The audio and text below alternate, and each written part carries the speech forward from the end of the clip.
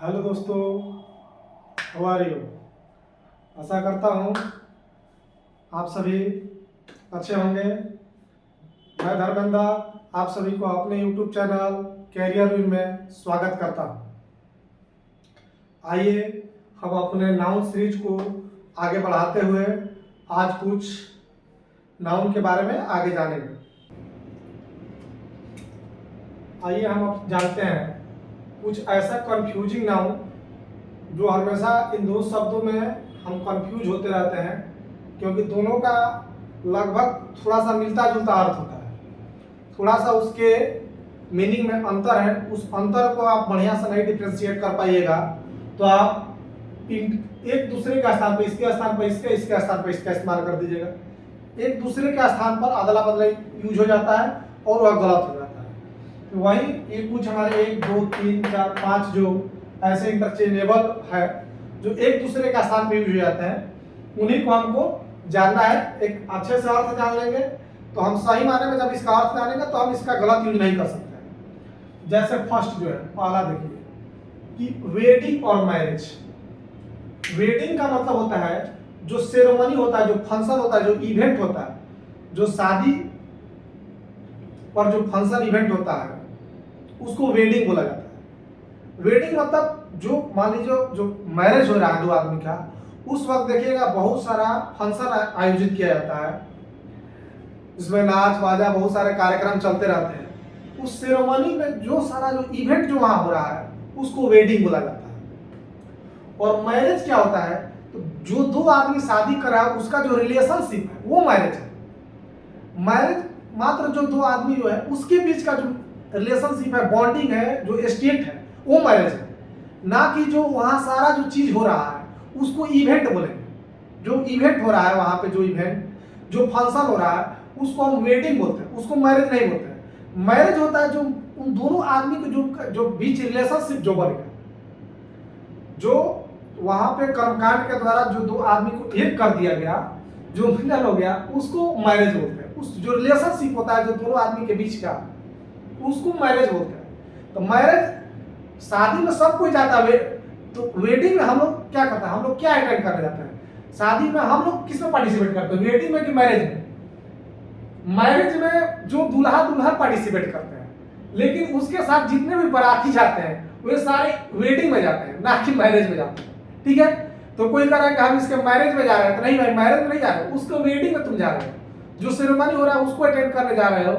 Marriage में तो मात्र दूल्हा दुल्हन जाता है। ठीक है, तो ध्यान रखना कि जब भी दूल्हा दुल्हन की जब बात हो ना तो वहां पर मैरिज की बात होगी। ठीक है ना, और उसके साथ जितना बारातिया हो गए वो सारे वेडिंग में जाते हैं, ना कि मैरिज में। मैरिज में केवल दूल्हा दुल्हन जाती है, और वेडिंग में जितने बारातिया साथी हो जो हो गए, जो दो साथी हो गए, वो सारे वेडिंग में जाते हैं। तो ध्यान रखना है, वेडिंग क्या है, जो फंक्शन जो वहां हो रहा है उसको वेडिंग बोलते हैं। जो सारा कार्यक्रम जो हो रहा है, जो इवेंट हो रहा है, जो फंक्शन हो रहा है, सेरेमनी हो रहा है, और जो दो आदमी के बीच का जो बॉन्डिंग बन रहा है, रिलेशनशिप जो बन रहा है, वो मैरिज है। ठीक है, आगे हम जानते हैं डिफरेंस वेदर और क्लाइमेट का। तो देखिए इस पे पहले आगे देख लिया, उसके बाद वे एक एग्जांपल से देखिए, I could not attend the marriage of my best friend. अब देखिए क्या सही है कि मैं अपने बहुत अच्छे दोस्त का मैरिज को अटेंड नहीं कर सकता। ठीक है, आप मैरिज अटेंड करने थोड़े जाते हैं, आप उसका जो इवेंट हो रहा है वेडिंग अटेंड करने जाते हैं। मैरिज को अटेंड वही तो जिसकी शादी हो रहा है वो कर रहा होगा, आपकी शादी थोड़े हो रही, मेरी शादी थोड़े हो। तो यहाँ पे मैरिज ना होके क्या होगा, वेडिंग होगा, WEDDING। ठीक है, वेडिंग होगा। अगर मैं शादी खुद करने जा रहा होता तब कहता कि मैं मैरिज अटेंड करने जा रहा हूँ, लेकिन मैं भाई वहाँ जो फंक्शन हो रहा है उसको अटेंड करने जा रहा हूँ, यहाँ पर मैरिज ना होगा, वेडिंग होता है। ध्यान देना है कि जब आप किसी दूसरे के शादी में जा रहे हैं तो वहां पे बोलिए कि मैं उसके वेडिंग में नहीं गया। मैरिज में भाई, मैरिज में तो वो दूल्हा दुल्हन जाता है। अब their wedding lasted for 50 years. उन लोगों की शादी 50 साल तक निभा, उसका शादी 50 साल तक चला। हाँ, उन लोगों का मैरिज जो है 50 साल तक चला। अब बताइए, देयर वेडिंग लास्टेड पर्सन, उनका शादी 50 साल तक। भाई किसी का जो इवेंट होता है, किसी का इवेंट 50 साल चलता है। यहाँ मानी का शादी हुआ था, साल भर 2 साल में खत्म हो जाता है पूरा सेरेमनी। उसका जो फंक्शन होता है ज्यादा से ज्यादा साल भर 2 साल तक चलता है। किसी राजा महाराजा को 3-4 साल चल जाएगा। किसी का इवेंट जो है 50 साल तक थोड़ा चलता है। उसका रिलेशनशिप जो था, उन दोनों के बीच का जो बॉन्डिंग था, वो कितने समय तक लास्ट किया? 50 साल तक रहा। मैंने 50 साल के बाद उनका डाइवोर्स हुआ है। तो यहाँ पर वेडिंग नहीं बोल के क्या बोलेंगे? मैरिज बोलेंगे। ये में डबल आर आई ए, ठीक है। तो ध्यान रखना है कि जब उस रिलेशनशिप की बात हो तो मैरिज लिखेंगे, और जब उस इवेंट की बात हो, जो फंक्शन की बात हो, वहाँ के जो फंक्शन को बात करना हो, तो वहाँ के इवेंट फंक्शन की बात करना हो, शादी के जो इवेंट होते हैं, फंक्शन होते हैं, उसका बात करना हो, सेरेमनी का बात करना हो, तो वेडिंग बोलेंगे। और दो आदमी दूल्हा दुल्हन के बीच का जो रिश्ता का बात होगा, ठीक है, तो वहां पे मैरिज बोलेंगे। तो उन लोगों का जो मैरिज है, मैंने वहां उन लोगों के बीच का जो बॉन्डिंग है, रिलेशनशिप था, वो कितने साल तक चला? 50 साल चला। 50 साल बाद डाइवोर्स हो गया। तो यहाँ पे वेडिंग ना लिखकर मैरिज लिखना पड़ेगा। और कोई आदमी किसी शादी को अटेंड करने जा रहा है, तो यानी उस इवेंट को अटेंड करने जा रहा है, वहां पे जो सेरेमनी हो रहा है उसको अटेंड करने जा रहा है, तो वहां पे मैरिज ना लिखे क्या बोलेंगे? वेडिंग। ठीक है। तो आइए हम उसके बाद जानते हैं क्लाइमेट और, ये दो शब्द का डिफरेंस क्लियर हो गया। देखिए अब हम जानते हैं वेदर और क्लाइमेट के बीच का क्या डिफरेंस है। वेदर होता है क्षणिक, किसी मान लीजिए घंटा 2 घंटा या दिन भर 4 घंटा 5 घंटा या 1 मिनट 2 मिनट, छोटे से भी छोटा समय हो सकता है, बहुत बड़ा समय नहीं हो सकता, ज्यादा से ज्यादा 1 दिन 2 दिन, इससे ज्यादा का समय नहीं ले सकते आप, ठीक है ना। तो वेदर जो होता है ना, टेम्पोररी एटमॉस्फेरिक कंडीशन को बताता है। छोटे समय अंतराल के, टेम्पोररी छोटे समय अंतराल के लिए वहां का जो वातावरण की स्थिति होता है उसको वेदर बोलते हैं, ठीक है ना। तो वेदर मतलब मौसम, उस वक्त का जो मौसम, मौसम मतलब समझ रहे, उस वक्त का वातावरण कैसा है। मान लीजिए कि अभी समय, इस समय, तो इस समय मान लीजिए कि थोड़ा सा मौसम का टेम्परेचर मान लीजिए 45 डिग्री है। अगर गर्मी हो तो कह सकते हैं, अभी ठंडी चल रही तो कह सकते हैं कहीं 10 डिग्री होगा, कहीं 12 डिग्री होगा, कहीं 4-5 डिग्री से। इस वक्त का जो कंडीशन होता है, वेदर मतलब छोटे समय अंतराल का जो मौसम की दशा होता है। तो अभी बता सकते हैं कि अभी ठंडी हो रही है। अभी हम मान लीजिए कि पूरा तेज धूप उग जाए तो थोड़ा बहुत गर्मी होने लगेगा। तो वेदर क्या हो जाता है, थोड़े ही समय में बदल सकता है। अभी मान लीजिए कि अभी टेम्परेचर 10 डिग्री है, अभी मान लीजिए बारिश होने लगे, अभी बारिश होने लगा, अभी पूरा वाले गिर के हो जाएगा 4 डिग्री 3 डिग्री सेल्सियस पूरा। तो वेदर जो है वो फ्लक्चुएट करते रहता है, बदलते रहता है, घंटा 2 घंटा 10 घंटा, 1 दिन 2 दिन में बदल जाएगा, चेंज होता है। लेकिन जो क्लाइमेट होता है ना, ये क्लाइमेट पूरा एक लंबा समय अंतराल के लिए 10 साल 20 साल या 100 साल 50 साल के अंतराल का जो वहां का जो मौसम का एवरेज होता है उसको क्लाइमेट बोलते हैं। क्लाइमेट मतलब लंबे समय अंतराल में जो मौसम का एवरेज निकाला जाता है। जैसे बता दिया जाएगा कि यूरोप का जो क्लाइमेट है वो 10 डिग्री से टेम्परेचर से लेके वहां 10 डिग्री टेम्परेचर से लेके चाहे कह सकते हैं माइनस से लेके और 25-30 डिग्री सेल्सियस टेम्परेचर तक वहां रहता है।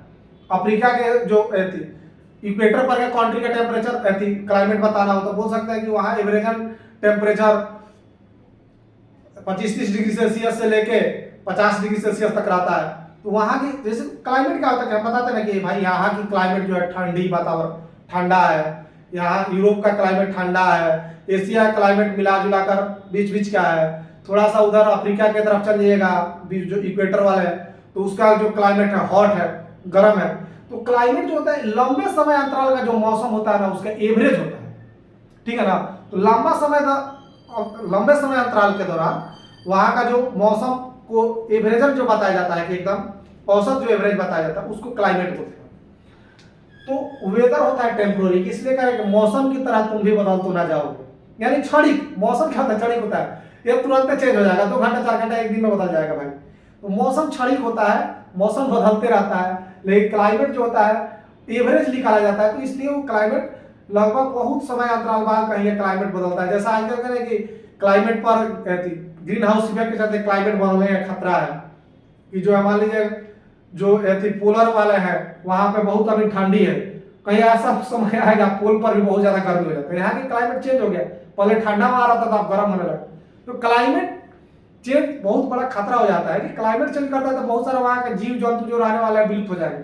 पहले वहाँ का मौसम ठंडा था, अब गर्म होने लगा, तो जो ठंडी में पशु जो रहने वाले थे वो गर्मी में कैसे रह पाएंगे। तो क्लाइमेट होता है कि पूरा औसतन एवरेज जो होता है मौसम का एवरेज निकाल दिया जाए वहाँ का, तो उसको क्लाइमेट बोलते हैं। और वेदर होता है टेम्पोररी होता है, छोटे समय अंतराल के लिए जो वहाँ का वातावरण का कंडीशन होता है उसको वेदर बोलते हैं। ठीक है, जैसे मान लीजिए क्वेश्चन दे रहे हैं, जैसे इस क्वेश्चन को, dinosaur could not accustom themselves to the weather prevailing. उस समय जो मौसम प्रिवेल कर रहा था उसको वे लोग अपने आप को उसमें ये ढाल नहीं सके। एकस्टम देमसेल्फ में उसके उस हिसाब से ढल जाना, उसके योग बन जाना, उसके आदि बन जाना। एकस्टम मतलब उसके हिसाब से ढल जाना, बदल जाना।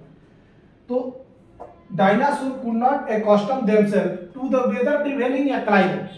वेदर तो छोटे समय के लिए होता है, वेदर के लिए छोटे समय के लिए आप एडजस्ट कर सकते हैं। कोई भी जंतु हो, अभी मान लीजिए एक गर्मी है तो थोड़े समय के लिए झेल उठ सकता है, ठीक है ना, लेकिन लंबे समय अंतराल के लिए नहीं झेल सकता। मान लीजिए कोई ऐसा जीव है जो ठंडा में रहता है, हम थोड़े समय के लिए मान लीजिए एक दिन 2 दिन तक जी सकता है गर्म मौसम में भी, ठीक है ना, लेकिन लंबे समय अंतराल तक गर्म मौसम में जिएगा नहीं, जी पाएगा। उस समय जो क्लाइमेट जो चेंज हुआ था उसको नहीं झेल सका, क्लाइमेट प्रिवेलिंग को नहीं अपने आप पर चेंज कर सकता। यहाँ तो वेदर नहीं हुआ, क्या होगा, क्लाइमेट होगा, ठीक है ना।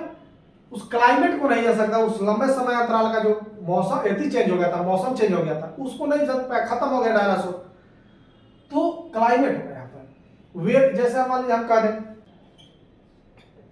अभी sentence, today climate is very hot. भाई एक दिन का क्लाइमेट थोड़ा होता है, क्लाइमेट लंबा समय अंतराल के लिए होता है। एक समय या बोल सकते हैं this at this time climate is very hot, नहीं बोल सकते। छोटे समय अंतराल के लिए जो मौसम की स्थिति बताना होता है, क्लाइमेट में आप क्या बोलते हैं, वेदर बोलते हैं,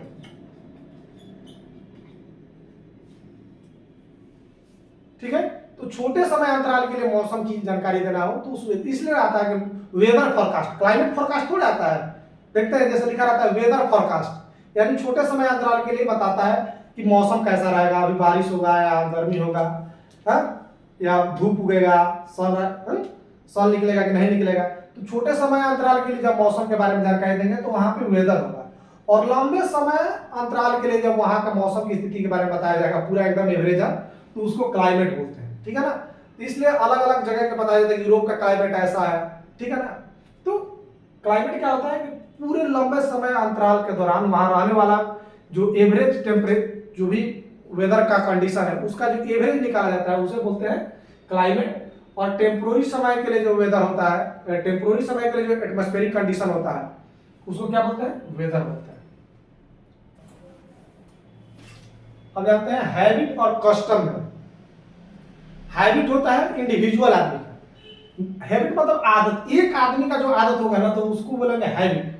और कस्टम होता है ना वहां के मुझे कि पूरे एक समाज का, पूरे एक ग्रुप का जो आदत हो गया उसको बोलते हैं कस्टम, रिवाज। इसका मतलब होता है रीति रिवाज, एक प्रकार से जो बुझे कि ग्रुप ऑफ पीपल का होता है, बहुत सारे लोग का, जैसे किसी समुदाय विशेष का रहन सहन का ये तरीका है, उन लोगों का जो तरीका हो गया उसको कस्टम बोलेंगे। ये पूरा एक प्रकार से लोग इन जनरल का होता है। और हैबिट जो होता है इंडिविजुअल आदमी, मेरा जो है कोई काम करने का तरीका ये है, चाहे मेरा मान लीजिए कोई ट्राइब है, कई जगह के लोग हैं कि जहां मान लीजिए पूरा लोग सुबह 4 बजे उठ जा रहे हैं और शाम जैसे 6-7 बजे सो जा रहे हैं, तो वैसे अगर मान लीजिए पूरे इन जनरल लोगों का है तो उनको बोले कस्टम। लेकिन इंडिविजुअल बताना गया नहीं, ये आदमी जो है 4 बजे उठता है तो मेरा हैबिट है उठने का 4 बजे, किसी का हैबिट हो सकता है उठने का 10 बजे, किसी का हैबिट हो सकता है 6 बजे। हैबिट इंडिविजुअल आदमी को होता है, एक आदमी विशेष का हैबिट होता है, लेकिन पूरे समाज का, पूरे ग्रुप का बताना हो आदत तो उसको बोलते हैं कस्टम, ठीक है ना। तो इंडिविजुअल आदमी का हैबिट होगा और कस्टम का इस्तेमाल करेंगे हम जब एक पूरे समूह के, एक पूरे मान लीजिए समुदाय के बारे में बात करेंगे, वहां के लोगों के रहन सहन के बारे में बात करेंगे तो उसके लिए हम कस्टम का इस्तेमाल करते हैं। और एक आदमी का जो रहन सहन का बात करेंगे तो उसके लिए हैबिट। हैबिट सिंगल आदमी के रहन सहन के बारे में बताएगा कि इसका इंडिविजुअल, एक आदमी के जब रहन सहन के बारे में बात कीजिएगा तो इंडिविजुअल होगा, ठीक है, हैबिट लिखिएगा। और अगर बहुत सारे आदमी के रहन सहन के बारे में बताना हो तो आप वहां पे कस्टम लिखिएगा, ठीक है। जैसे एग्जाम्पल देख, अब देख इसको देख, these tribe follow some strong habit. पता है सही है। यहां बात हो रही किसकी, ट्राइब की। ट्राइब क्या होता है, एक पूरे जनजाति समूह की बारे में बात हो रही है। ये जो ट्राइब्स है फॉलो करती है सम स्ट्रॉन्ग हैबिट्स में कस्टम, वहां के जो, क्यों कस्टम बोलेंगे, क्योंकि ये पूरे समुदाय विशेष की बात हो रही है। समुदाय विशेष की जो रहन सहन के बारे में बताना हो तो हैबिट नहीं लिखे, क्या लिखेंगे, कस्टम लिखेंगे, वहां रिवाज, ठीक है। अगर पूरे ग्रुप के लोग के बारे में बात करना हो, बहुत सारे लोग को एक साथ मिलकर वहां गए रहन सहन के बारे में बात करना हो तो ये ट्राइब है, ट्राइब्स बहुत सारे लोग ना है भाई। This tribe follow some strong habit, नहीं क्या लिखना पड़ेगा, कस्टम लिखना पड़ेगा। ये जो ट्राइब्स है कुछ कड़े सख्त रीति रिवाज को फॉलो करते हैं, सख्त आदत में। अब यहाँ देखिए राम कस्टम इज गुड। अब देखिए राम का एक आदमी का कस्टम नहीं होता है, एक आदमी के जब आदत के बारे में बात करना हो तो हैबिट लिखेंगे, ठीक है। Ram habit is good, Ram की जो आदत है वो क्या है, अच्छी है, ठीक है। तो जब एक आदमी के रहन सहन के बारे में बात हो तो हैबिट बोलेंगे, और बहुत सारे लोगों के रहन सहन के बारे में बात हो, रीति रिवाज के बारे में बात हो तो कस्टम बोलेंगे, ठीक है। अब आइए जानते हैं रूम और स्पेस के बीच का डिफरेंस। रूम होता है ना कि देखिए, रूम मतलब होता है कि वैसा माने जगह जो किसी खास काम के लिए यूज किया जाता है उसको रूम बोलते हैं। जैसे मान लीजिए कि आपका कोई घर है, तो घर में मान लीजिए आप कुर्सी बेंच लगाए हैं बैठने के लिए, तो उसमें जो बैठने का जगह हो गया उसको आप रूम बोलिएगा। और स्पेस मतलब हो गया कहीं कुछ भी थोड़ा सा भी जगह है ना, स्पेस मतलब कहीं भी थोड़ा सा कुछ भी जगह दिखाई दे रहा है उसको स्पेस। रूम क्या होता है, unoccupied space that can be used for some specific person, वैसा जगह जिसको किसी खास पर्पस के लिए यूज किया जा सके उसको रूम बोलते हैं, ठीक है ना। और स्पेस हो गया कोई भी छोटा से भी छोटा जगह उसको स्पेस बोलते हैं। जैसे मान लीजिए कोई आपका क्लासरूम है, हम कह रहे हैं कि इस क्लासरूम में बैठने के लिए स्पेस नहीं है, भाई स्पेस तो होगा ही, पंखा कहीं ना स्पेस तो हो जाएगा ना। जैसे मान लीजिए ये रूम है, हम कह दें कि यहाँ पे खड़ा होने के लिए स्पेस नहीं है, अरे भाई स्पेस यहाँ पे किसी को आने के लिए स्पेस तो आई है, ऊपर ना कुछ जगह हो गया, हाँ ही सकते हैं, यहाँ पे आप खड़ा नहीं हो सकते, तो खड़ा होने के लिए रूम नहीं है, जगह नहीं है भाई, ठीक है ना। अगर मान लीजिए क्लासरूम में आप करेंगे, क्लासरूम में किसी दूसरे स्टूडेंट के लिए आने के लिए अब स्पेस नहीं बचा, भाई स्पेस नहीं, रूम नहीं बचा हुआ क्योंकि सीट नहीं है बैठने के लिए। स्पेस नहीं है पूरा, देखिएगा आपके मुड़ी के ऊपर कुछ ना कुछ, इधर साइड में हर एक जगह कुछ ना कुछ तो जगह बच रहा है। स्पेस हो गया जो पूरा देखेंगे 3 डायमेंशनल चीज हो गया, और रूम हो गया कि जो भी अरेंजमेंट किया गया है, बैठने की जो व्यवस्था किया गया है वो को बोलते हैं रूम। ये जो चीज है खास चीज के लिए अलग अलग जगह, अलग अलग मतलब कहीं सीट हो गया बैठने के लिए रूम का काम करेगा, कहीं बेड है सोने के लिए रूम का काम करेगा। रूम मतलब किसी खास पर्पस के लिए जो स्थान होता है उसको रूम बोलते हैं। और स्पेस मतलब 3 डायमेंशन में जो जगह हो गया उसको स्पेस है। तो यह ध्यान रखना है कि रूम किसी खास पर्पस के लिए जो जगह बोला जाता है, जो किसी खास पर्पस के लिए जो सीट बनाया गया है या सोने के लिए बेड बनाया गया है, इस सबको रूम बोलेंगे, खास पर्पस के लिए जो जगह हो गया। और स्पेस मतलब 3 डायमेंशनल जगह जो तो हो ही सकता है। जैसे एग्जांपल को देखिए, there is no space in this car for anyone. इस कार में किसी के बैठने के लिए, कार में तो मान लीजिए 10 आदमी बैठ जाए तो कुछ ना कुछ ऊपर मुड़ी उड़ी पर चारों पर स्पेस तो बच ही जाएगा ना भाई। ये कहने का कह रहा है कि इसमें अब सीट नहीं है, बैठने के लिए जगह नहीं है, आप सीट पर नहीं बैठ पाइएगा। कोई आदमी चाहे ऐसे मुड़ कर रहने के लिए उसमें मुड़ी पर लटक सकता है, लेकिन रह नहीं पाएगा भाई। तो यहाँ पे कहने का बात यही है कि यहाँ पे किसी इस कार में अब बैठने के लिए सीट नहीं बचा हुआ है। रूम का इस्तेमाल होता है वैसा अनऑक्युपाइड स्पेस, ऐसा खाली जगह जिस पे कोई आके उसका यूज कर सकता है।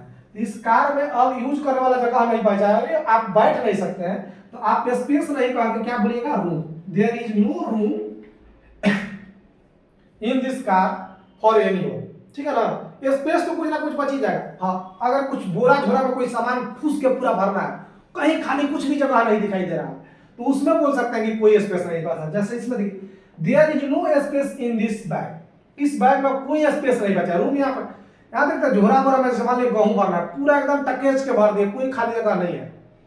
तो वहां पर देखिए पूरा 3 डायमेंशन पूरा फुल है। लेकिन जब क्लासरूम में या कहीं भी मान लीजिए रूम में या कार में, गाड़ी घोड़ा में, बस में, वहां पे तो स्पेस कुछ ना कुछ रहता करता है जिसमें कुछ ना कुछ रह सकता है। लेकिन सीट वोट नहीं रहता है, बैठने के लिए सीट नहीं है, चाहे सोने के लिए बेड नहीं है, ठीक है ना, या खड़ा रहने के लिए जगह नहीं है, तो वहां पे क्या बोलिएगा, रूम बोलिएगा। लेकिन यहाँ वही बैग वो में ठूस ठास के जब पूरा भर देना है, ठुसक देना है, तो वहां पे कोई जगह खाली नहीं रहता है, तो वहां पे स्पेस बोला जाएगा। यहाँ पे स्पेस सही है, क्योंकि यहाँ 3 डायमेंशन जगह की बात हो रहा है, एकदम वहां पर ठूस के भर जाता है।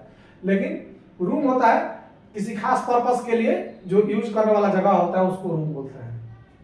अब क्लियर हो गया, रूम मतलब वह जगह जिस पर किसी खास पर्पस के लिए यूज किया सकता है, बैठने सोने रहने के लिए, तो वो रूम हो गया। और स्पेस हो गया 3 डायमेंशन में पूरा जगह, तो उसमें स्पेस तो कहीं ना कहीं, अगर मान लीजिए आप कहें कि इस रूम में कोई स्पेस नहीं है, ऐसा तो नहीं हो सकता कि पूरा एकदम टकच के कोई बात है। हो सकता है कि अगर ये गोदाम, तो गोदाम वाला रूम हो सकता है कि पूरा टकच के चारों ओर भर दिया गया, तो कह सकते हैं कि इस गोदाम में कोई स्पेस नहीं बचा है सामान रखने के लिए। लेकिन कह दे कि इस रूम में रहने के लिए कोई स्पेस नहीं बचा हुआ है, नहीं, गलत हो गया। इस रूम में रहने के लिए कोई अब रूम नहीं बचा हुआ है, जगह नहीं बचा हुआ है, हो सकता है सोने वोने के लिए जगह नहीं, ठीक है। तो 3 डायमेंशन में जब पूरा ठकच के कोई भरने का जगह का बात हो, तब वहां पे स्पेस होगा। और किसी खास पर्पस के लिए यूज करने के लिए बात होता है, रहने सोने बैठने उठने के लिए, तो वहां पे रूम होता है। अब एक लास्ट जान लेते हैं, होम और हाउस में। देखिए होम जो होता है ना, एक कहावत है कि home is made of love and affection and house is made of stone and bricks. House is made of stone and bricks but home is made of love and affection. House जो होता है कि ईंटा पत्थर से बना हुआ एक बिल्डिंग है, लेकिन होम जो होता है ना, जहां आपकी बॉन्डिंग जुड़ी हो, जो लगाव हो जिस जगह से, वो होम होता है। तो होम आप नहीं खरीद बेच सकते हैं, जिस जगह से आपको लगाव है उसको आप कैसे बेच सकते हैं, जो आपसे जुड़ा हुआ है, जहां से, देखिए इसलिए इस्तेमाल किया जाता है, पूछा जाता है आपका हाउस टाउन नहीं पूछा जाएगा, पूछा जाता है कि होम टाउन क्या है, यानी जहां आपका जन्म होना हुआ है, जिसका जन्म जहां होता है वहां से उसको लगाव हो जाता है, कुछ फीलिंग अटैचमेंट हो जाता है। तो होम का इस्तेमाल वहाँ रेसिडेंस के लिए किया जाता है कि वहाँ भाई मेरा जो समाज है, रहने का यूनिट ऑफ सोसाइटी या रेसिडेंस, हम वहाँ रहने का जगह जो है, जहाँ हमारा दिल से कनेक्शन जुड़ा हुआ है, ठीक है ना। अब होम ऐसा भी हो सकता है जहाँ मान लीजिए कुछ भी नहीं हो, खाली जगह हो, आप वहाँ बिछा कर सो रहे हो, आप वहीं पेड़ के नीचे सो रहे हैं, वहीं आपका होम बन गया है। वहीं पेड़ के डाली पे आप सो रहे हैं, वहीं आपका होम बन जाएगा।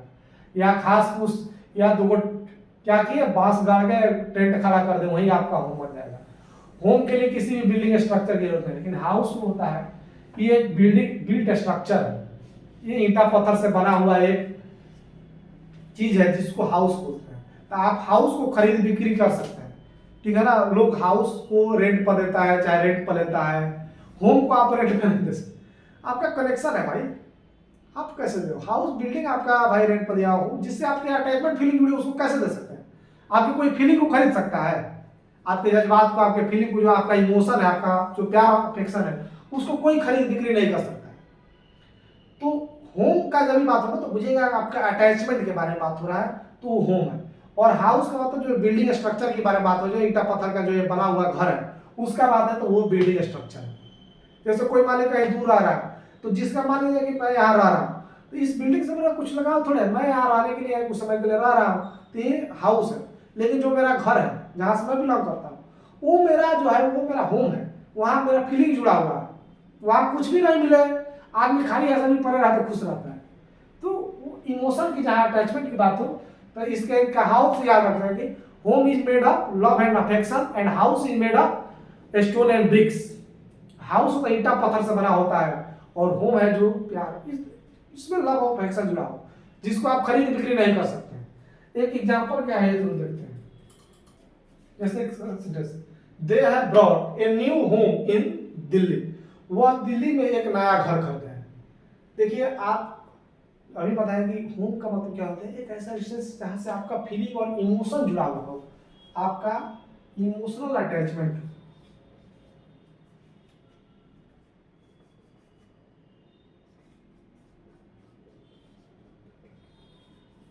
फीलिंग जहाँ आपका फीलिंग या लव या अफेक्शन जहाँ से जुड़ा होता है वो, तो कह रहा है कि वह लोग दिल्ली में एक नया घर खरीदे हैं। देखिए आप फीलिंग और जो खरीद या बिक्री थोड़े कर सकते हैं जी। तो यहाँ पे होम नहीं लेके क्या लिखना पड़ेगा, हाउस को खरीदा है भाई, एक स्ट्रक्चर बिल्डिंग को खरीदा है, ठीक है। तो यहाँ पे होम नहीं होगा, क्या होगा, हाउस होगा, ठीक है। तो ध्यान रखना है कि जब भी बिल्डिंग स्ट्रक्चर की बात हो ना, तो वहां पे क्या होता है, हाउस होता है। और आपका जहां से जुड़ाव है, जैसे मैं अपने घर गया तो आप बोल सकते हैं ही वेंट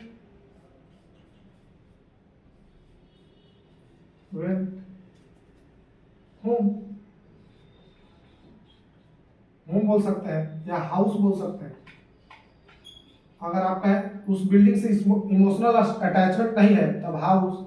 और यदि आप जहाँ रहते हैं आपका वो नेटिव घर है, जहाँ से आपका फीलिंग का अटैचमेंट है, तो आप होम लिखिए। तो होम उस जगह लिखिएगा जहाँ आपका इमोशनल अटैचमेंट हो, और हाउस उस जगह जब बिल्डिंग स्ट्रक्चर हो जिससे आपका कोई इमोशनल अटैचमेंट नहीं है, वो आपका हाउस है। और होम होता है, आप ये ध्यान रखिएगा भाई, जिससे इमोशनल अटैचमेंट नहीं है, फीलिंग को ना कोई खरीद सकता है ना बिक्री कर सकता है। जिसको खरीदा बिक्रा जा सकता है, जो बिल्डिंग स्ट्रक्चर है, उसको हाउस बोलते हैं। और जहाँ आपका इमोशनली अटैचमेंट रहता है उसको होम बोलते हैं। ठीक है दोस्तों, तो आप के लिए इतना ही रात रहता है। फिर हम नेक्स्ट क्लासेस में नाउन के कुछ अगले पार्ट को हम जानेंगे। तब तक के लिए आप अपना ख्याल रखिए, और यदि मेरा काम पसंद आ रहा है तो मेरे चैनल को सब्सक्राइब कीजिए और वीडियो को ज़्यादा से ज़्यादा शेयर कीजिए, लाइक कीजिए। थैंक यू दोस्तों, मिलते हैं नेक्स्ट क्लास।